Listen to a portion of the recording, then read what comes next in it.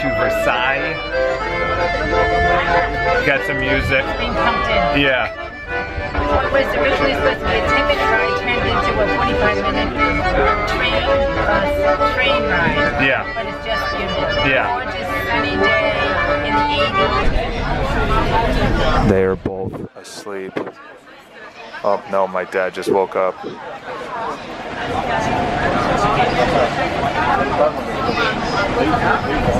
She got me one time, I'm getting her this time.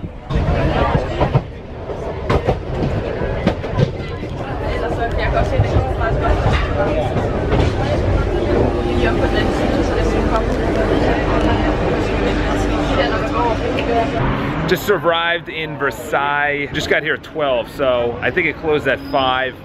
It's gonna do as much as we can. Yeah, 12:25. 12:25.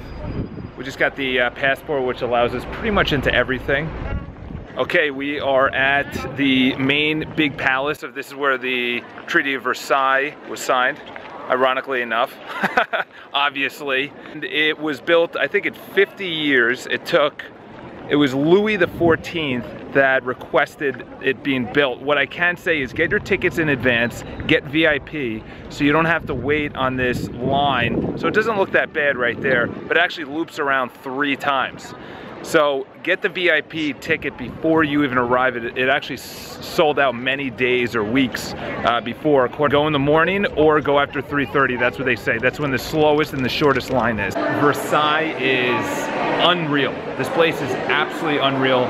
Louis XIV just did a ridiculous job. 72-year reign, and he left a lot of it to Marie Antoinette, which is was his wife. First 3 areas had all about what he did, when he did it, because it wasn't all done at once. France went through a revolution, it was in despair, some of the paintings went to the Louvre, and then you have these gardens that I'm staring at, and it's like, it's unreal. It makes almost all of France worth it, outside of the wine, the food, paintings, the architecture, the monuments, the sculptures, everything. It's unbelievable.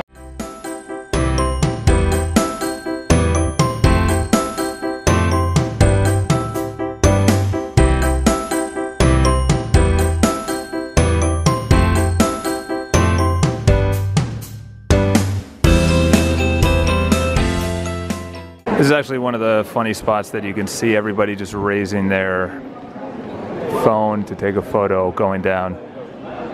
I love it. Everyone's just trying to get even higher than the other person.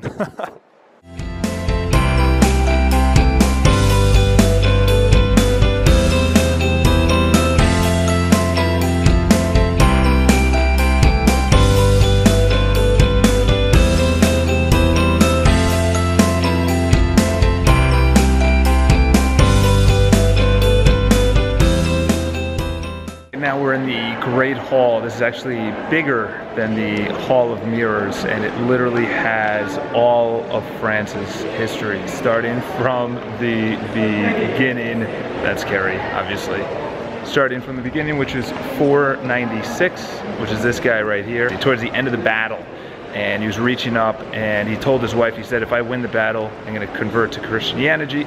The moment that he's reaching up, it's as much of a symbol saying to God that help me in this battle as it is also to his men to follow him to victory. So he ended up winning, he ended up converting, and that's the first person that actually they depict here in France's early battle histories, and the first leader, 496 AD, which is amazing. There are 33 paintings in the hall, and they are all each at least 10 feet by 25 feet. Napoleon Bonaparte, I gotta read a book about him. They had an entire room dedicated to him.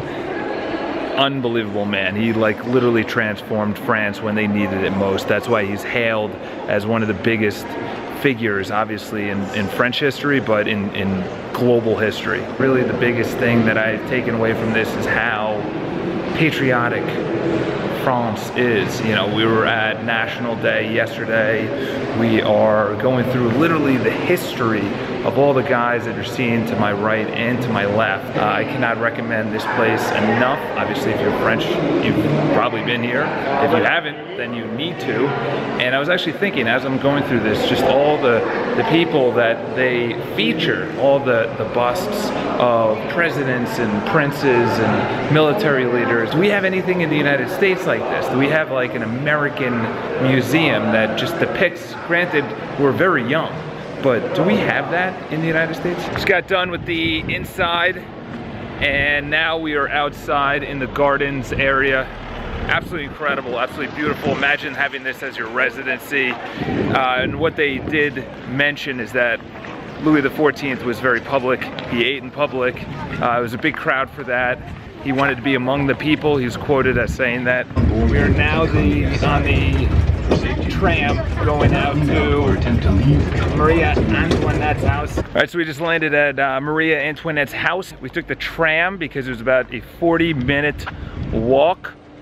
She called it her playhouse because she wanted to get away from the pressures of being the queen of France. So we're in Maria Antoinette's house right now, and it is absolutely crazy going through someone's house that's completely abandoned. Even just, this is the hallway going down, and it's just barren. Imagine just walking through this at night, you know, the lanterns on the wall. Bathroom. Leading to one of the smallest bedrooms I've ever seen in my life. This is literally, that's it. So this is the king's secret entrance. He had this built, and he had the only key to this entrance. He had this and the 4 floors leading up into Maria Antoinette's house. And she actually had it, the staircase that led up into the house, demolished. I just went to Maria Antoinette's house. It's absolutely incredible. They were going over her life. She was mostly neglected by Louis XIV. Very neglectful. He came to visit in the summer out here, her house, but he never actually stayed over. Something also is just traveling around to these cities that have been around, or these estates or countries that have been around for so long. You really think about the life that they had, you know, hundreds of years ago. You know, you're walking through fireplaces, tiny bedrooms, windowless bedrooms. It gets cold or there's a leak or something, you have to deal with it. What we have now, the conveniences we have now, are just so incredible. It's just, life is so much easier now than it was then. If you're born into wealth, then you probably stayed wealthy. If you're born poor, you had no ways of getting out. This is the farthest you can get away from the estate, and they call this the Le Grand Trianon, which I'm probably saying wrong. Just walked through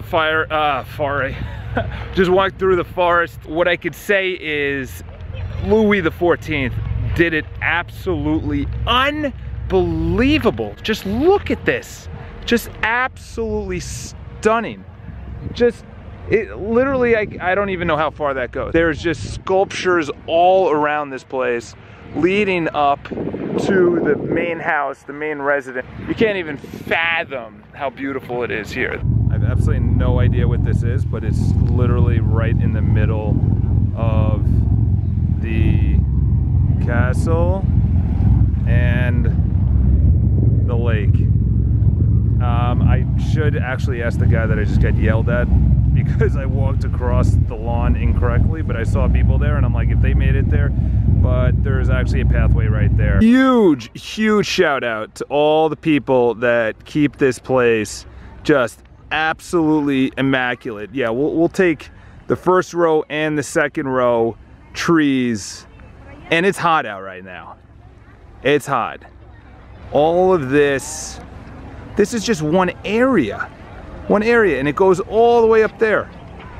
Like, how long does it take you to manicure this place? It's incredible. Shout out to those guys.